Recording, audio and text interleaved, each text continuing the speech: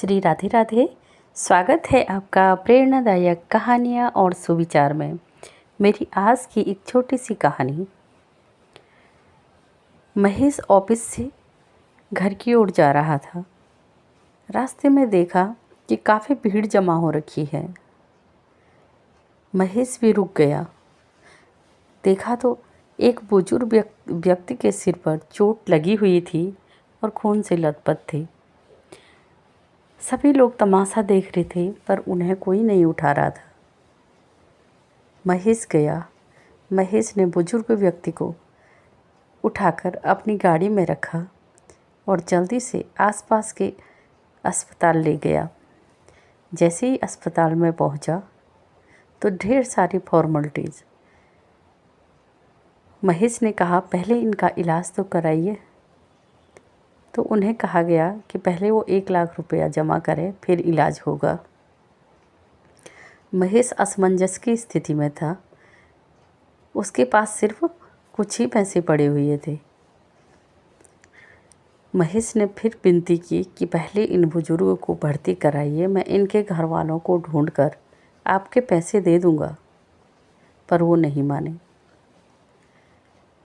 महेश ने उस व्यक्ति को धक्का दिया और डॉक्टर साहब से मिलने चला गया। अंदर गया तो डॉक्टर साहब ने ढेर सारे लेक्चर दे डाले। हमने इतने साल की पढ़ाई करी है, इतनी बड़ी बिल्डिंग बनाई, ये प्राइवेट हॉस्पिटल है, कोई सरकारी नहीं जो अरे गरे आए मुँह उठाकर आ गई। पहले 1 लाख रुपया जमा करें, फिर मरीज़ का इलाज होगा। महेश विनती करता रह गया कि जब तक उसके घर वाले आएंगे तब तक उसको कहीं कुछ हो न जाए। बहुत विनती की, गिड़गिड़ाया, पर डॉक्टर साहब अपनी ही ऐंठ में रहे और नहीं माने, और ना ही उनका स्टाफ। महेश बहुत परेशान हो गया कि क्या करूं, मेरी कुछ समझ आ नहीं रहा है। बुजुर्ग व्यक्ति को कुछ हो न जाए, कैसे मैं इनके घर वालों का पता लगाऊंगा। महेश ने बहुत विनती की, डॉक्टर साहब के पैरों में तक गिर गया, पर डॉक्टर साहब का दिल न पसीजा। फिर अपने जेब में से 50,000 निकाले, जो उसके घर की आज एक आखिरी किस्त थी, जिससे उसको घर मिलने वाला था। इंसानियत के नाते वह पैसे डॉक्टर साहब को दिए और कहा, अब तो इलाज शुरू कीजिए। 50,000 में इसके घर वाले जो आएंगे उनको कहकर दिलवा दूंगा, पर इतनी इंसानियत तो होगी आपने। तब जाके कहीं डॉक्टर साहब पसीजे और मरीज़ को अंदर ले गई। जब मरीज़ अंदर लेटाया गया तो बहुत खून बह रहा था।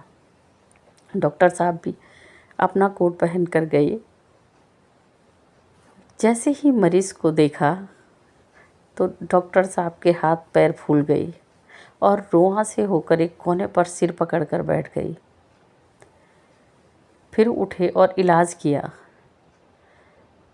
और मन में ढेर सारी बातें थी। अब बुजुर्ग व्यक्ति का खून बंद हो गया था और वो अब थोड़ा सा इंजेक्शन देकर ठीक थे। डॉक्टर साहब बाहर आए। बाहर महेश बैठा हुआ था।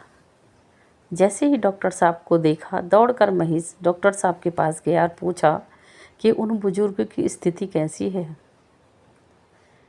तो डॉक्टर साहब ने हामी भरी, कहा अब ठीक है, और हाथ जोड़े डॉक्टर साहब महेश के सामने खड़े हो गए कि मैं तुम्हारा ये एहसान कभी न चुका पाऊँगा। महेश को समझ न आया, जो डॉक्टर साहब अभी तक ढेर सारे लेक्चर दे रहे थे, एकदम कैसे पसीज गई। तो महेश ने कहा कि बुजुर्ग व्यक्ति के घर वालों का अभी कुछ पता नहीं चल पाया है, जैसे ही पता लगेगा मैं 50,000 की व्यवस्था करवा दूंगा। 50,000 मेरे घर के थे, वो मैंने आपको दे दिए हैं। तो डॉक्टर साहब हाथ जोड़े बोले, जो आपने 50,000 काउंटर पर जमा किए हैं उनको आप ले जा सकते हैं। महेश को समझ न आया, अचानक डॉक्टर साहब इतने नरम दिल कैसे हो गए। फिर पूछ ही बैठा कि डॉक्टर साहब क्या बात है। तो डॉक्टर साहब बड़े विनम्र होकर बोले कि वो मेरे पिताजी हैं। तब महेश को समझ में आया कि तभी डॉक्टर साहब इतनी नरमी से पेश आ रहे हैं।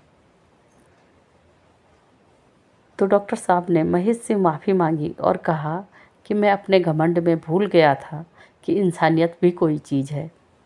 इंसानियत के नाते मुझे उनका इलाज उनके घर वालों के आने से पहले शुरू कर देना चाहिए था और आपसे इतनी जिद नहीं करनी चाहिए थी।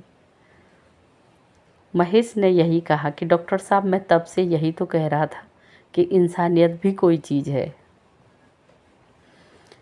अब महेश ने पैसे लिए और घर को चल दिया। ये एक प्रेरणादायक कहानी कि इंसानियत हर इंसान में ज़िंदा ज़रूर होनी चाहिए। अगर मेरी कहानी अच्छी लगे तो प्लीज़ मेरे चैनल को लाइक, शेयर और सब्सक्राइब ज़रूर कीजिए। श्री राधे राधे।